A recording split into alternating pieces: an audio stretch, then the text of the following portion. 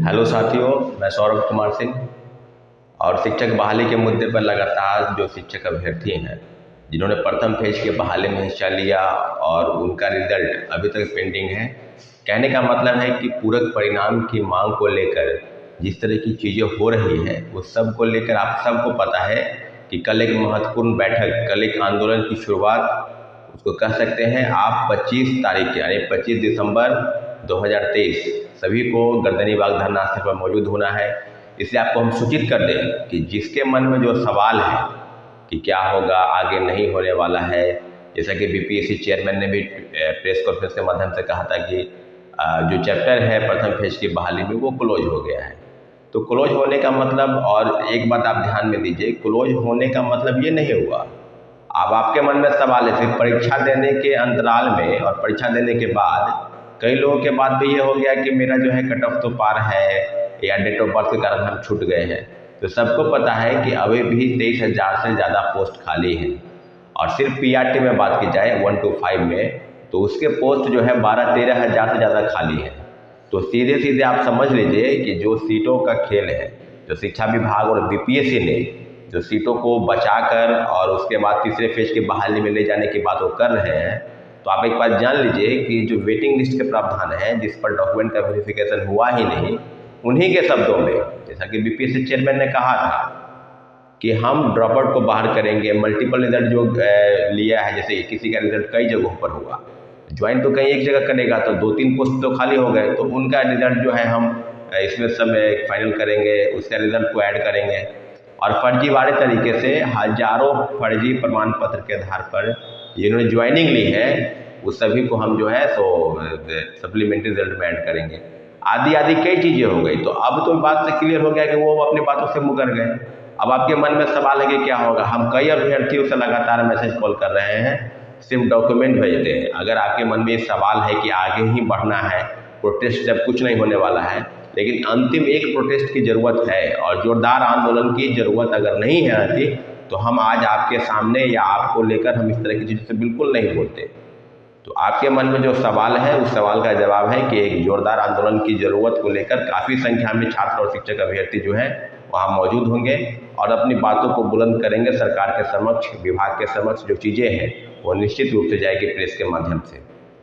तो अब जो कोर्ट जाने की बात है तो सभी साथी से आग्रह है कि आप अगर घर से बैठे अपने डॉक्यूमेंट भेज दें ताकि हम उस कोर्ट से संबंधित जो प्रक्रिया है उसमें आगे बढ़ें, क्योंकि सबको पता है कि कोर्ट में कितने पैसे लगते हैं या क्या क्या डॉक्यूमेंट चाहिए।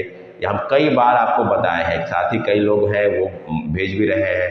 तो आपसे आग्रह है कि जितने लोग हैं 25 तारीख कल के बाद से है उसके प्रोसेस में हम लोग आगे बढ़ेंगे। लेकिन इतना ज़रूर है कि कल के दिन में सबको आना है। अगर आपके मन में कोई सवाल है कि सेकेंड फेज का रिजल्ट निकल गया, जैसे कि सबको पता है कि सेकेंड फेज का रिजल्ट हर दिन, परसों से रिजल्ट की शुरुआत हुई है, परसों भी आया रिजल्ट, कल भी आया, आज भी आएगा, आगे भी आएगा। तो सब लोगों का रिजल्ट जो है 3-4 दिन के अंदर लगभग सब लोगों का रिजल्ट आ जाएगा। अब लोग सोचते हैं कि विभाग, शिक्षा विभाग और बीपीएससी सेकेंड फेज के बहाली में लग जाएगा, लेकिन जितने लोग प्रथम फेज की बहाली में डेट ऑफ बर्थ के कारण छटे, खासकर डेट ऑफ बर्थ के कारण, क्योंकि उनकी उम्र सीमा समाप्त हो गई है, अब आगे की किसी भी परीक्षा में बैठने के लिए उनका एज बचा ही नहीं, तो उनके पास दूसरा ऑप्शन कोई बचा ही नहीं है कि क्या आगे किया जाए। तो आगे यही है कि आपको आना है, संख्या में आना है और बिहार के विभिन्न जिलों से सभी छात्रों को हम आह्वान कर रहे हैं। अगर मेरी बातों को सुन रहे हैं तो गौर से सुनिए, फिर वो मौका नहीं मिलेगा। हम ये आंदोलन अब अंतिम आंदोलन है, इसके बाद अगर आंदोलन अगर आगे करते हैं तो बहुत अच्छी बात है, लेकिन इतना ज़रूर है कि हम 25 तारीख के दिन ये देखना चाहते हैं कि कितनी भीड़ की संख्या में आएगी। अगर आगे के आंदोलन की जरूरत पड़ेगी तो करेंगे, लेकिन कल बहुत महत्वपूर्ण दिन है, इसलिए सभी साथियों से आग्रह है, मेरा आप तक पहुंचाने का जो माध्यम है वो यही यूट्यूब है या कम्युनिटी पोस्ट है या प्रेस है। तो सबको पता है कि कल एक आंदोलन की शुरुआत होने रही है।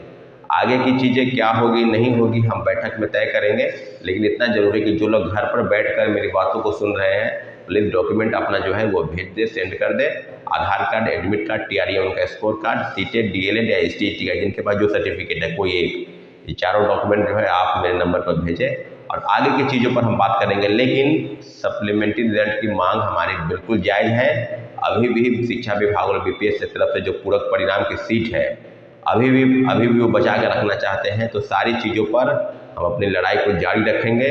बस आप लोगों का एक अनुमान है कि आगे क्या होगा, क्या आगे सप्लीमेंट्री रिजल्ट को लेकर बीपीएससी चेयरमैन सर क्या कह रहे थे, शिक्षा विभाग क्यों नहीं लिस्ट भेज रही है, तो कई कारण हो सकते हैं। लेकिन शिक्षा विभाग को हम लोग प्रेशर बनाएंगे शिक्षा विभाग पर कि शिक्षा विभाग से जो सूची है वो बीपीएससी को भेजी जाए, क्योंकि अभी भी 10,000 से ज़्यादा लोगों ने डॉक्यूमेंट का वेरिफिकेशन नहीं कराया है।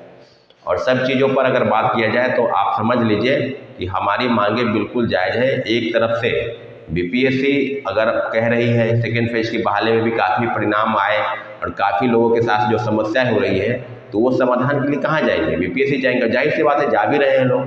तो अब अनुमानतः जो भी चीज़ें हैं उस पर एक जोरदार प्रोटेस्ट की ज़रूरत है। और जितने भी लोग हैं सभी लोग अपने फेसबुक पोस्ट या इंस्टाग्राम या ट्विटर सब पर लिखे 25 तारीख के दिन पटना चलें।